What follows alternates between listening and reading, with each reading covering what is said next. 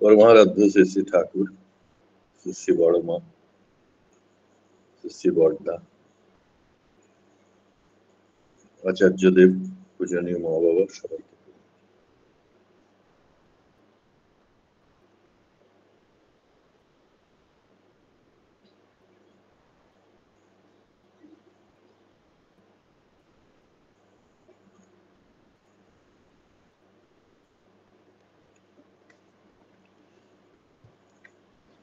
আমরা সবাই সৎসঙ্গী, অস্তিত্বের পূজারী, অস্তিত্বের প্র্যাকটিশনার। অস্তিত্ব মানে একটা কিছু আছে, নাইয়েরও অস্তিত্ব হতে পারে, কিন্তু তার জন্য একটা রেফারেন্সের দরকার যেটা আছে। আর শুধু থাকলেই হবে না, একটা বুদবুদও এক মুহূর্তের জন্য আছে, কিন্তু সেটাকে আমরা একটা বুদবুদকে সচ্চিদানন্দ বলি না, একটা জং খাওয়া পেরেককে সচ্চিদানন্দ বলি না, একটা খুনি মানুষকে সচ্চিদানন্দ বলি। কাকে সচ্চিদানন্দ বলি?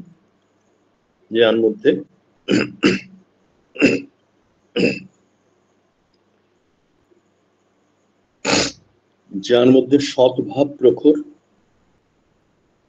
আর যিনি ঈশ্বরকে এমন ভাবে জেনেছেন যে তিনি নিজেও একটা আস্ত মানুষ হয়ে উঠেছেন, অখণ্ড হয়ে উঠেছেন। সেখানেই সদ্গুরুর প্রয়োজনীয়তা। তা না হলে স্কুল কলেজে পড়েও খানিকটা এগোনো যায়। স্কুল কলেজে পড়াটাকে একেবারেই আন্ডার এস্টিমেট করতে নেই আজকালকার দিনে বিশেষ করে। কিন্তু স্কুল কলেজে পড়লে সবসময় এই আইডিয়াটা বা এই জ্ঞানটা পাওয়া যায় না যে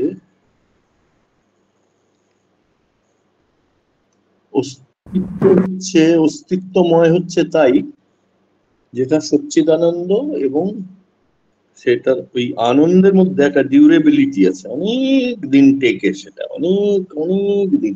কতদিন? 2 বছর, 4 বছর, 8 বছর, 10 বছর, অনেক বেশি, তার 100 বছর, তার চেয়েও বেশি। আমরা এটা ধারণা করতে পারি না সাধারণত যে এমন কিছু আছে যেটা হাজার হাজার বছর থেকে, যুগ যুগান্তর, আর আমরা সেটা বহন করে চলেছি। আমাদের মধ্যে সেটা আছে। কোন রকমে 80 পার হলে হয়, তার মধ্যেও কত ঝামেলা। তা আমাদের মধ্যে একটা চেতনা আছে, একটা কনসিয়াসনেস আছে, যেটা মৃত্যুতে থেমে যায় না, জন্মতে তার বিকৃতি হয় না। সেটাকে শাস্ত্রে এবং ঠাকুর বলেছেন সেটাকে অনন্ত স্মৃতিবাহী চেতনা। এই স্মৃতিটা কালকে কি খেয়েছি সেরকম স্মৃতি না, এটা অস্তিত্বের স্মৃতি, এটা জীবনীয় জ্যোতির স্মৃতি। এটা ফিলসফি মনে করবেন না, এটা অস্তিত্বকে এরকম ভাবে ধরতে হয় যে যেটাকে কাছে গেলে বিভৎস লাগে না, সুন্দর লাগে, দূরের থেকে অতটা চেনা যায়,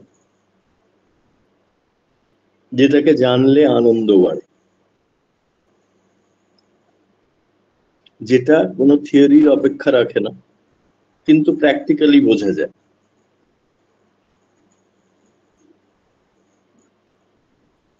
যেটা হতে পারে পুরুষানুক্রমে বুঝতে হয়। কতগুলো জিনিস তো পুরুষানুক্রমে, যেমন আমাদের জিন্স,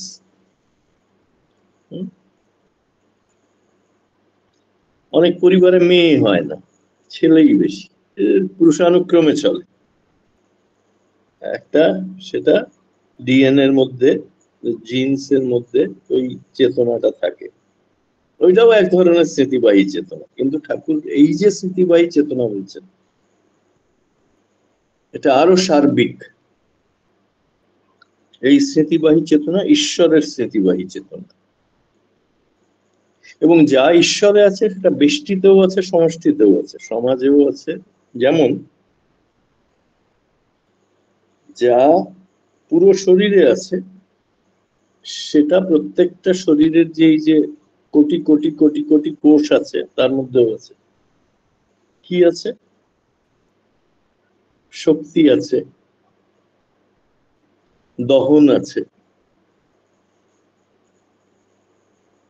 তাপ আছে, প্রাণ আছে। শরীরের চুল ছাড়া, নখের উপরটা ছাড়া আর কিছুই, সব সব জ্যান্ত। তো স্মৃতিবাহী চেতনা হচ্ছে, ঠাকুর প্রথমে স্মৃতির সম্বন্ধে বলছেন। স্মৃতিকে দুই ভাবে ভাবা যায়। একটা যেমন আমি উদাহরণ দিলাম যে 22শে এপ্রিল কি হয়েছিল পেহেলগামে, সেটাও একটা স্মৃতি এবং যথেষ্ট ইম্পর্টেন্ট স্মৃতি। কালকে কি খেয়েছি সেটাও একটা স্মৃতি, অত ইম্পর্টেন্ট স্মৃতি না অন্তত অনেকের কাছে, সবাই ইন্টারেস্টেড না। কিন্তু আমি এখন জানতো সেই বোধটা এত ইম্পর্টেন্ট যে সেটা ঈশ্বর নিজের হাতে রেখেছে। আমরা যদি আলাদা করে নাও মনে করতে পারি, ওটা শ্বাস প্রশ্বাস যেরকম, ওই জন্যই নিঃশ্বাস প্রশ্বাস ওইরকম ভাবে ঈশ্বর নিজের হাতে রেখেছে। আমরা কখন ভুলে যাবো? ভুলো তো আমরা। মানুষকে যদি বলা হয় 5 মিনিট নিজের ইচ্ছায় শ্বাস প্রশ্বাস না, ও কটা মানুষ বাঁচবে খুব সন্দেহ আছে। কিন্তু এই মানুষের মধ্যেই স্মৃতিবাহী চেতনা হ্যাঁ আছে, গুপ্ত হয়ে আছে,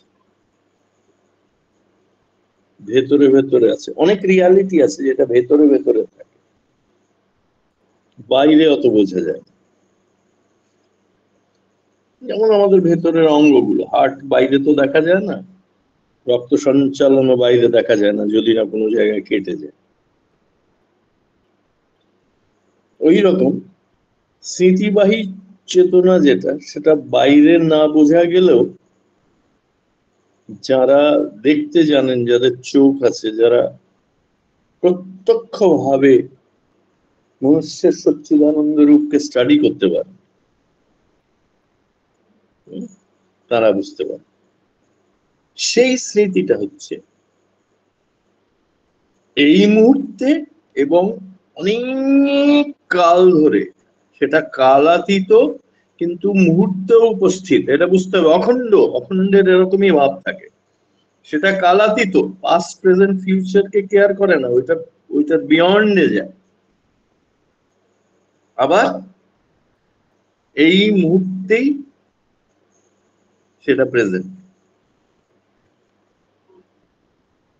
একটা যাত্রী যে কাশ্মীর থেকে কন্যাকুমারী ট্রেনে যাচ্ছে, সে কাশ্মীর থেকে কন্যাকুমারী ট্রেনে যাচ্ছে, আবার দিল্লি স্টেশনেও সে উপস্থিত আছে যখন দিল্লি স্টেশন দিয়ে ট্রেনটা বার হচ্ছে। ঠিক আছে, বোঝা গেল খানিকটা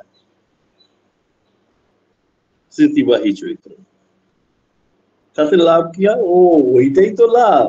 ওইটা যদি মনে থাকে ঠিক ঠিক, ওইটার সম্বন্ধে যদি জাগরুক থাকে মানুষ, কত দুঃখ যে কমে যায় তার। দুঃখ, দুঃখের একটা কারণ হচ্ছে আমাদের বোধ জাগ্রত না, স্মৃতিবাহী চেতনা জাগ্রত না। স্মৃতিবাহী চেতনা শুধু মাইন্ডফুলনেস তা না, mindful of mindfulness which extends beyond lifetime.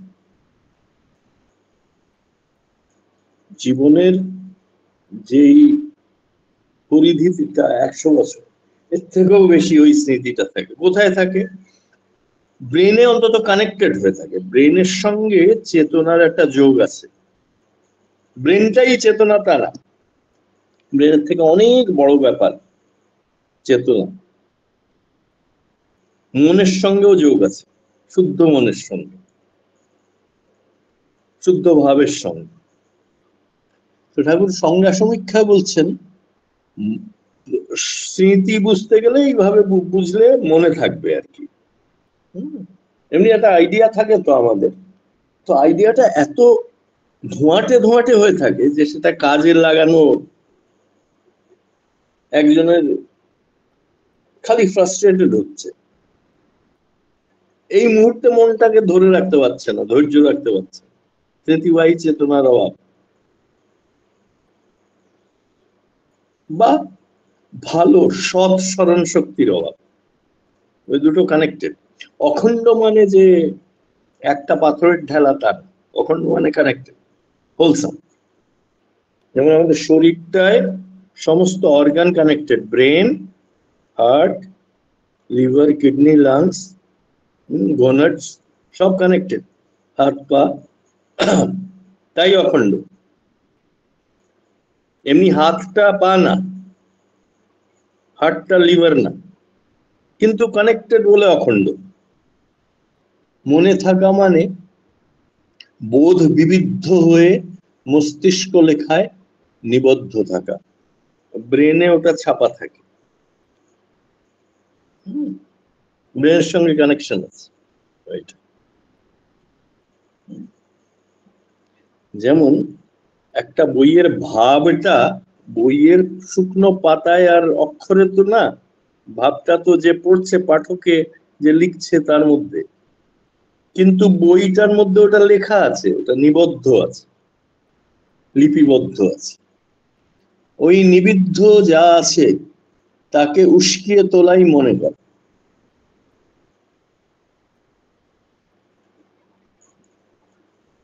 এখন মাথার মধ্যে আপনাদের লেখা আছে, যারা আপনাদের ঠাকুমাকে দেখেছে, ওটা উস্কে তুলতে পারে না, এর মনে মনে কর। আর সমজাতীয় অনুপ্রেরণায় ওই মস্তিষ্ক লেখা যখন চিত্তে প্রতিফলিত হয়ে থাকে, ওইটা যেটা লেখা আছে সেটা যখন চিত্তে বা চেতনায় বা মনের মধ্যে, সেটা চিন্তা রূপে হোক, ফিলিং রূপে হোক, কল্পনা রূপে হোক, যখন প্রতিফলিত হয়ে স্মরণে উদ্ভিন্ন হয়ে ওঠে, তাই হচ্ছে স্মৃতি।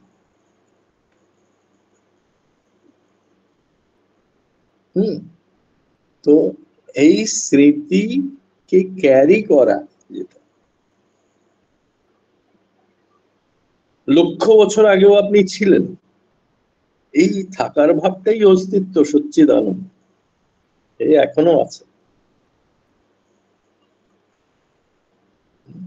এইটা ইগো আমি না, আমি যে আছি এটা ইগো আমি না, এটা সৎ আমি,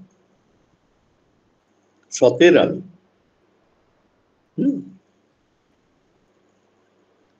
দর্শন বিধায়নায় ঠাকুর বলছেন, এটা সংজ্ঞা সমীক্ষার 31 নম্বর বাণী ছিল। দর্শন বিধানায় ঠাকুর বলছেন, স্মৃতি ও চেতনার অপলাপের নিদর্শন হচ্ছে ভ্রান্তি ও অবিবেকিতা। বিবেক কাজ করবেন, কোনটা ঠিক কোনটা ভুল, কোনটা সৎ কোনটা অসৎ, কোনটা সত্য কোনটা মিথ্যা, কোনটা এপার কোনটা ওপার, কোনটা সুন্দর কোনটা কুৎসিত, এটাকে বিবেক বলে, ডিসক্রিমিনেটরি উইজডম।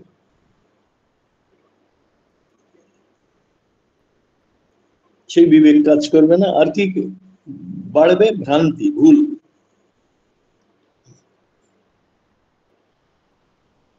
ভুল বাড়বে। কেন বাড়বে?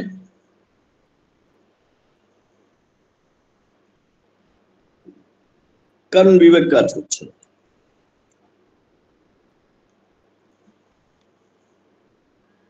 বিবেক যদি ঠিক মতো কাজ না করে তাহলে ভুল বাড়বেই।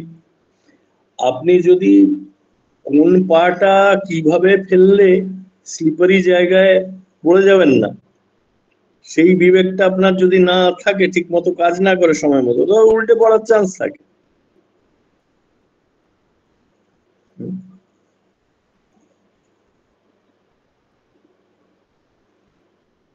একটা সৎসঙ্গে কিভাবে ব্যবহার করতে হয় সেটা না জানলে সৎসঙ্গে যা ইচ্ছা তাই, এটা হয়তো আনমিউট করাই থাকলো, পেছনে যা তা কথা হচ্ছে বা টিভি চলছে, গালাগালি চলছে। তো বিবেকের জন্যই তো এটা ইয়ে করা, নিয়ন্ত্রণ করা। সেই বিবেকটা না কাজ করলেই ভুল হবে। তো ঠাকুর বলছেন স্মৃতি ও চেতনার অপলাপ, তার মানে চেতনার মধ্যে প্রয়োজনীয় স্মৃতি, জীবন্ত স্মৃতি, জীবনীয় স্মৃতিটা অবশ্যই উপস্থিত থাকতে হবে। জীবন যত উদ্গতিশীল হয়ে উঠতে লাগলো, এটা বড় বাণী, খুব সুন্দর বাণী, একেবারে অপূর্ব বাণী। জীবন যত উদ্গতিশীল, দর্শন বিধানের বাণী তো, খুব যেমন ভাষায় সমৃদ্ধ, তেমন সত্যে, তেমন যুক্তিতে, তেমন গতিতে, তেমন সাউন্ড এফেক্ট। জীবন যত উদ্গতিশীল হয়ে উঠতে লাগলো, সৌরভ সন্দীপনাও তেমনি বোধায়িত হয়ে উঠতে লাগলো। আবার এই সৌরভ সন্দীপনা, এখানে সৌরভ যেটা সুরভি, জীবনের একটা সুরভি, এবং ফুলের একটা গন্ধ থাকে, এবং জীবনের জ্যোতির একটা সুরভি থাকে, সৌন্দর্য থাকে, সেটার কথা বলছি। শ্রদ্ধা প্রীতিতে উদ্গতি লাভ করলো, আর এই শ্রদ্ধা প্রীতি তার মানে জীবনের বিবর্তন, জীবন যেরকম রিফাইন্ড হওয়া শুরু করলো, তার মধ্যে শ্রদ্ধা প্রীতিও সেরকম। শ্রদ্ধা প্রীতি ছাড়া জীবনকে খটাখটি, ঝগড়াঝাঁটি, অশান্তি, পানিশমেন্ট, আরেকজনকে পর করে দেওয়া, too much sensitivity, inferiority complex, এইগুলোর মধ্যে জীবনকে বোঝা যায় না, শ্রদ্ধা প্রীতি দিয়ে বোঝা যায়। যেমন একটা শিশুকে তার চামড়াটা কিরকম আস্তে করে টাচ করলে বোঝা যায়, অন্য কোনো ভাবে, বিকৃত ভাবে তাকে টাচ করলে বোঝা যায়। আর এই শ্রদ্ধা প্রীতি সত্তাকে বিবর্তিত করে আরো তর প্রয়াসশীল হতে লাগলো। তো ওটার মধ্যেই একটা বিবর্তনের একটা ইচ্ছে, আগের যেই অবস্থাটা আছে সেটার থেকে আরো ভালো কি করে হয়, আগের সদ্গুণগুলোকে রেখে। ব্রহ্মের এটা একটা বৈশিষ্ট্য, আমি অন্য চ্যানেলে এটা বলছিলাম। অর্ডিনারিলি কি হয়, ব্রহ্ম এবং অন্য সত্যের মধ্যে তফাৎ কি? বস্তু সত্য, অন্য বস্তু সত্য, যেটা ব্রহ্ম, যার মধ্যে ব্রহ্মের গুণ নেই, যেটা অরিজিনাল ব্রহ্ম। ব্রহ্ম মানে হচ্ছে তিনি যা আছেন তা হয়েও বৃদ্ধি পেতে পারে। একটা সহজ কোয়ান্টিটেটিভ উদাহরণ দিচ্ছি। আপনার কাছে 1 কিলো ডাল আছে, সেটাকে, সেই মুগ ডালটাকে দিয়ে আপনি 1200 গ্রাম 1300 গ্রাম লাড্ডু বানান, তা আপনার কাছে কতটা ডাল থাকলো? তো সবাই উত্তর দেবে না, আমার কোনো ডাল থাকলো না। তাই আমি বললাম আচ্ছা, ডাল থাকলো না, কিন্তু আমি বলছি ওই এক কিলো ডাল থেকেই 1200 গ্রাম লাড্ডু, একটা ঘন ডাল যেটা 1.5 কিলো, ডাল আর তরকারি দিয়ে আরেকটা পদ, এরকম করে 100টা পদ রান্না করলো, কিন্তু ওই অরিজিনাল যে 1 কিলো মুগ ডাল ছিল সেটাও থাকলো। এটা হচ্ছে ব্রহ্মের ক্যারেক্টারিস্টিক। ব্রহ্ম অনেক কিছু হয়েও নিজে যা তাই থাকতে পারে, এটা রিয়ালিটি। এটা ভারতীয় ঋষিরা পরীক্ষা করে, অবজার্ভ করে, প্রত্যক্ষ করে দেখেছেন। হ্যাঁ, ব্রহ্মের এইটা, এইটাই হচ্ছে ব্রহ্ম অদ্বৈতবাদ, যে ব্রহ্ম যা সেটা থাকতে পারেন অনেক কিছু। ব্রহ্মই আত্মা হয়েছেন, জীব আত্মা হয়েছেন, বস্তু হয়েছেন, পঞ্চধাতু হয়েছেন, মন হয়েছেন, স্মৃতি হয়েছেন, চেতনা হয়েছেন, তাও ব্রহ্মই আছেন। মাইন্ড বগলিং, হ্যাঁ, খানিকটা মাইন্ড বগলিং তো বটেই। চিরকাল থাকবার বা বাঁচার ফন্দি ফিকির চিরকাল এইখানেই ঠাকুর বলছেন যে এই যে ইয়েটা স্মৃতিবাহী চেতনাটা এটা অখণ্ড এবং এত ডিউরেবল, এত সৎ যে এটা চিরকাল থাকার এটার মধ্যে একটা ইচ্ছা আছে। এটা রূপ পাল্টাতে পারে, শরীর পাল্টাতে পারে, কিন্তু এটার ব্রহ্ম ভাবটা চিরকাল থাকার আর বৃদ্ধি পাওয়ার সেই ফন্দি ফিকিরটা কমে না। ফন্দি ফিকিরও জাগ্রত হতে লাগলো। আমার এখানে ফন্দি ফিকির সব ইউজটা খুব ভালো লেগেছে। তাই এই বিবর্তনই আত্মসংস্থিতির জন্য কেন্দ্রায়িত হয়ে নিজেকে বজায় রেখে আরো হতে আরোতর জাগরুক স্মৃতিবাহী অটুট চেতনা থেকে বিবৃদ্ধ হওয়াই অদম্য উৎসাহকে এড়িয়ে থাকতে চাইল না। আর এই হচ্ছে জীবনের তাৎপর্য। তো যাদের মধ্যে এই স্মৃতিবাহী চেতনাটা আছে তারাও অদম্য উৎসাহে জীবনকে উপভোগ করতে লাগে। অদম্য উৎসাহটা তাদের এড়িয়ে থাকতে, আলাদা হয়ে থাকতে চাই, যার মধ্যেই জীবনীয়তা তার মধ্যেই এই স্মৃতিবাহী চেতনা।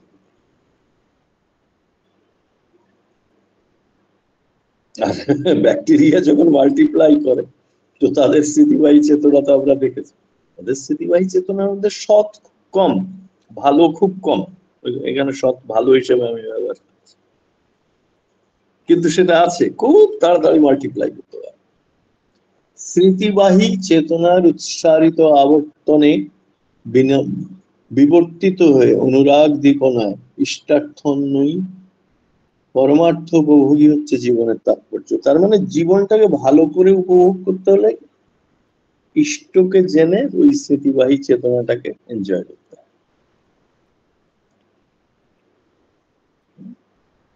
এটা ভালো সিনেমা এনজয় করতে হলে কি হয়, হয়তো বউকে নিয়ে গেলেন আপনি, হ্যাঁ ইয়ে খাচ্ছেন মাঝে মাঝে, কি বলে ওটাকে, পপকর্ন, তখন বউয়ের সঙ্গেও কথা বলছে। ওই ডিরেক্টর কিভাবে বলার চেষ্টা করেছে ছবিটাকে, ওইটা দেখে ওতে কেন্দ্রায়িত, ঠিক সেটা খানিকটা সেরকম অন্তত স্মৃতিবাহী চেতনার উৎসারিত আবর্তনে বিবর্তিত হয়ে অনুরাগ দীপনায় ইষ্টান্ন। তো এখন এটা যেটা একটা স্বতঃস্ফূর্ত, সেটার জন্য আবার আলাদা করে কেন্দ্রায়িত হতে হবে না, ইষ্টার্থটা আলাদা করে কেন্দ্রায়িত হওয়া না। ইষ্টার্থটা হচ্ছে যেমন ঘুম থেকে না উঠলে কোনটা স্বপ্ন আর কোনটা বাস্তব বোঝা যায় না, ইষ্টার্থ পরায়ণতাটা হচ্ছে অজ্ঞানতার ঘুম থেকে ওঠা। স্মৃতি বহন, স্মৃতি যেটা বহন করতে পারছে না সেই রকম চিত্তর থেকে ওঠা, নিরর্থক স্মৃতি থেকে ওঠা, জেগে ওঠা। বুঝে গেল তো খানিকটা।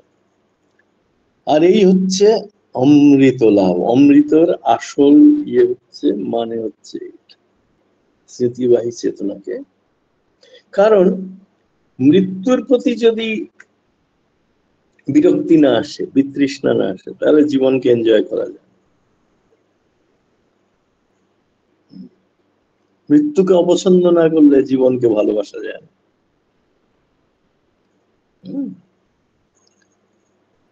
সেই জন্যই যেই জীবনকে ভালোবাসা হলো, সেই জন্য ওইটা A equals to B equals to C হয়। এই জন্যই যেই জীবনীয় হলো অমনি অমৃত লাভ হলো। কেন, জীবন মানেই হচ্ছে মৃত্যুকে অপছন্দ করা বা মৃত্যুকে রিজেক্ট করা। জীবনের সার্থকতাও ওইখানে, মানেও তাই। সমাজ সন্দীপনায় ঠাকুর বলছেন স্মৃতিবাহী চেতনায় উৎসারিত আবর্তনে বিবর্তিত হয়ে অনুরাগ দীপনায় ইষ্টার্থন্বয়ী। আচ্ছা, এটা তো পড়লাম 307, সমাজ সন্দীপনা। তাহলে ঠাকুর বলছেন জীবনের সার্থকতাও ওইখানে, মানেও। তো ইয়েতে এবারে মাঝখান দিয়ে একটুখানি কথা উপনিষদে কি বলছেন এবং বিজ্ঞান বিভূতিতে কি বলছেন ওইটা বলে আমি কনক্লুড করতে চাই। বলছেন স্মৃতিবাহী চেতনাটা এইটা ঋষিদের মনে যারা পরম সত্যকে অনুধাবন করতে পেরেছেন, বুঝতে পেরেছেন, বোধায়িত করতে পেরেছেন, সম্বোধিতে আনতে পেরেছেন, তাদের মাথায় অনেক হাজার বছর আগের থেকেই আসলো। তো কঠোপনিষদে কি বলছেন? কঠোপনিষদের দ্বিতীয় চ্যাপ্টারের 13 নম্বর শ্লোকে বলছেন নিত্য নিত্যাম চেতনস চেতনানম, নিত্য নিত্যাম চেতনস চেতনস চেতনানাম চেতনানাম। আমরা নিত্য, যদিও আমরা অনেক, তবুও আমরা শাশ্বত নিত্য ওই স্মৃতিবাহী চেতনার জন্য। এবং পরম পরমেশ্বরও শাশ্বত, কিন্তু তিনি এক। তো আমরা চেতনার মধ্যে দিয়ে পরম পরমেশ্বরের মধ্যে দিয়ে এসছি, তিনি এক, আমরা বহু, তবুও ওই চেতনাটাই কাজ করছে নিত্য নিত্য। We are eternal, we may be many, and supreme, absolute, he is eternal, but he is one. তিনি এক এবং অখণ্ড। আমাদের মধ্যে একটা চান্স আছে আমরা খণ্ডিত হয়ে যেতে পারি, হইও, কিন্তু সেটার উপর আমি জোর দিতে চাই। যদি স্মৃতিবাহী চেতনা ঠিক মতো কাজ করে, নাম ধ্যান যজন যাজন ইষ্টবৃত্তি সস্তনী, এগুলো স্মৃতিবাহী চেতনাকে অটুট রাখে। সৎসঙ্গ করা, ভালো করে ঠাকুরের বাণী আদর্শ বোঝা,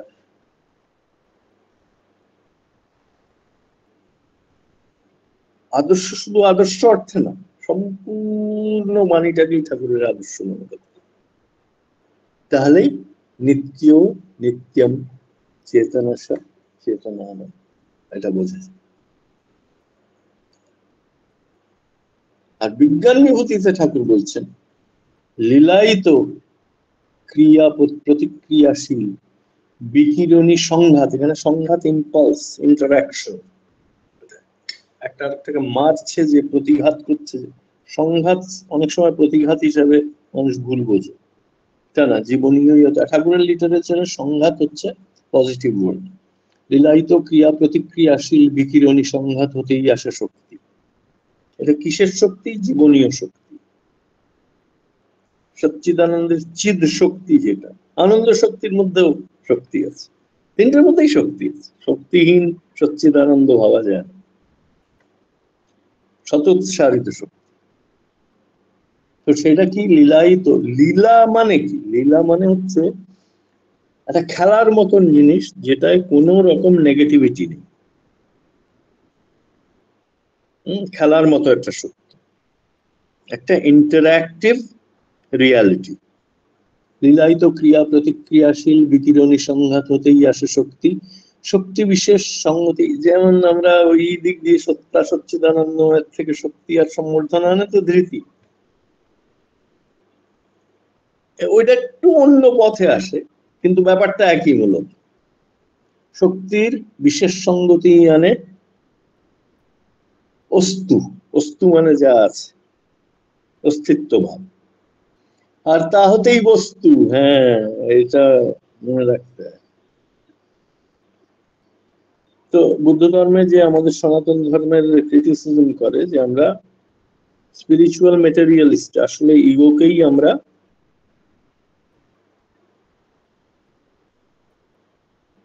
উস্কে দিই না জেনে। সেটা হচ্ছে ওরা ভুল বুঝেছে, ওরা ভাবে যে আমরা আত্মাকে বস্তু মনে করি, কিন্তু আত্মার অস্তিত্ব বস্তু এখানে বিশেষ অস্তিত্ব যার আছে তাকে বলা হচ্ছে, ম্যাটারকে বলা হচ্ছে না। একটু এই পয়েন্টটা বুঝলে ভালো হয়, কারণ অনেক সময় অন্য বাহ্যিক ধর্ম আমাদের সনাতন ধর্মকে বলে যেগুলো অ্যাবসার্ড, যেমন শাশ্বত তো কিছু হতে পারে না আন্ডার দ্য সান, সবকিছু একটা দিন তার এক্সপায়ারি ডেট আছে, সেইটা নিয়ে কেন করে? আর খুব বেশি আড়ালে আড়ালে বস্তুবাদ, আসলে বস্তু চায় কিন্তু খুব ধার্মিকের আচরণ করার চেষ্টা করে, সেরকম কিচ্ছু না। আমাদের সত্যটা কি? সনাতনের শাশ্বত হচ্ছে যেটা টেকসই, অনেক অনেক দিন থাকে, সেখানে কোনো রিজিড মানে দাও, নিত্যতার একটা বোধ দেওয়া আছে, শাশ্বত, অনিত্যতা কম থাকে। তো শক্তির বিশেষ সঙ্গতি আমি অস্তু, অস্তুর থেকেই বস্তু, বস্তুর বিশেষ সঙ্গতি হচ্ছে জীবনের উদ্ভব। এইটা এখন সায়েন্সও মানা শুরু করেছে, যে বস্তুর মধ্যে অস্তিত্বের ভাব আছে, আর সেটা যদি বিশেষভাবে ইন্টারঅ্যাক্ট করে তাহলেই তো, ম্যাটার শুধু কমপ্লেক্স হলেই যে তার মধ্যে জীবন প্রবেশ করবে তা না, তার মধ্যে অস্তিত্বের ভাব থাকতে হবে। যেমন রজ আর বীজ, রজ আর বীজ যখন এক জায়গায় হয়, এমনিতে সেটাকে পরীক্ষা নিরীক্ষা করলে সে বস্তুই, কিন্তু তার মধ্যে অস্তিত্বের রেখাগুলো রয়ে গেছে কোষে কোষে কোষে কোষে, যেটাকে আমরা ডিএনএ বা জিন বলি। আপনি যদি স্মৃতিবাহী চেতনার খুব র একটা ট্রান্সলেশন করতে পারেন, তাহলে ডিএনএ তে যা লেখা আছে সেইটাই আর কি ডিএনএর মধ্যে দিয়ে চলে আসে। গাছেরও আছে, মানুষেরও আছে, ব্যাকটেরিয়ার আছে, আরএনএ বলে, একটা স্ট্র্যান্ড আছে।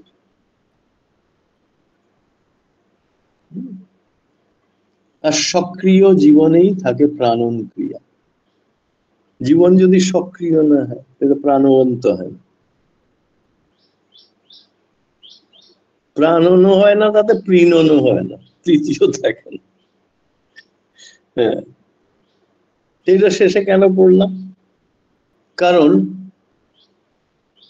বস্তুর মধ্যে বস্তুকেও ওইভাবে দেখতে হয়, এই জন্য আমরা বস্তুরও খেয়াল রাখি। খুব ঘনীভূত চেতনা, চেতনা ঘন হতে হতে হতে হতে বস্তু হয়ে যায়। বস্তু যে একেবারে অস্তিত্বহীন তা না,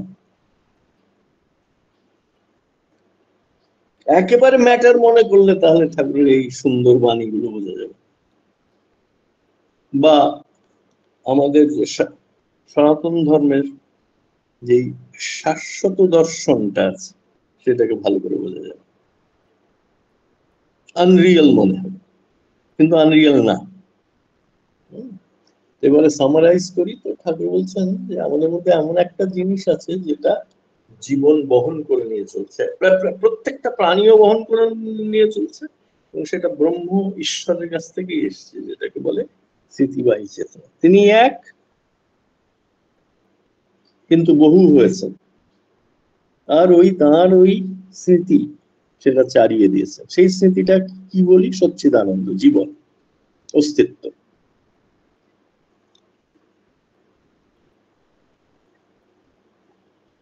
এটা সৎ এবং শ্রী এর মধ্যে বেশি প্রকাশ, সৎ এবং শুভর মধ্যে এটা লীলায়িত হয়ে চলেছে, বয়ে চলেছে লীলায়িত, বৃদ্ধি পেয়ে চলেছে। তাহলে আমরা খণ্ডিত বিচ্ছিন্ন কিভাবে হয়ে যাই যদি এটা ওই তো এটা শুয়ে থাকে স্মৃতিবাহী চেতনা। যেমন ঘুমের মধ্যে আমরা যখন স্বপ্ন দেখি তখন নানা রকম জিনিস দেখি, উদ্ভট উদ্ভট জিনিসও দেখি, হাবি যাবি, যেই জেগে উঠি অমনি বুঝে আর, কিন্তু আমার সঙ্গে কোনো যোগাযোগ নেই ওইগুলো। স্মৃতিবাহী চেতনার সঙ্গে আইডেন্টিফাই করা যায়, যদি ঠিক মতো জেগে উঠিস, ঠিক মতো ওটাকে বোধ করতে পারিস। আজকের বিষয় ছিল স্মৃতিবাহী চেতনা, যেটা পরম চৈতন্যকে বুঝতেও এগিয়ে আসে। মানুষের জীবনে হয় কি, একটু ঈশ্বর আর ব্রহ্মের থেকে একটু স্বতঃস্ফূর্ততায় তফাৎ, তাই মনে করাতে সময় লাগে, কয়েক জেনারেশন লাগে, কয়েক জীবনকাল লাগে।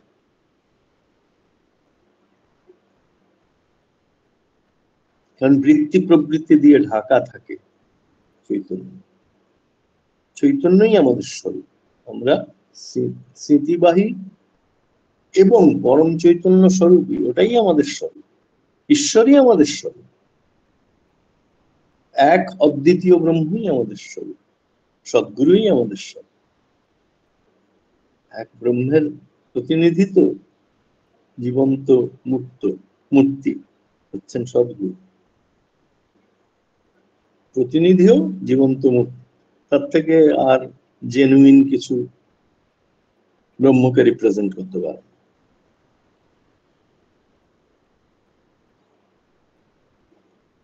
তো আশা করি একটু আনন্দ করে এটা মনের মধ্যে আওড়াবেন, স্মৃতিবাহী চেতনা। যখন বিশেষ করে মন খারাপ, আরে আরে দাঁড়া দাঁড়া দাঁড়া, পাতাটা উল্টাই, কি দুঃখের পাতা পড়ছে, উল্টাই। ভেতরে ভেতরে আনন্দের স্মৃতিবাহী, সচ্চিদানন্দের স্মৃতিবাহী চেতনা চলছে। একটুখানি ওই দিকে লাইফের একটা বিউটি হচ্ছে, যেই অ্যাটেনশনটা উচ্চতর ভাবে নিয়ে যাওয়া যায়, অমনি জীবনের চাবিকাঠিগুলো বোঝা যায়। এবং জীবন বেশি সত্য হচ্ছে ভাবে, শরীরে সেটা পরে আসে। যদিও সত্য শরীরের মধ্যেই, কিন্তু ভাবে প্রথম প্রকাশ পান তিনি। ভাবে সবসময় তাকে অনুধাবন করলে স্মৃতিবাহী চৈতন্যের অস্তিত্ব বোঝা যায়। জয় গুরু।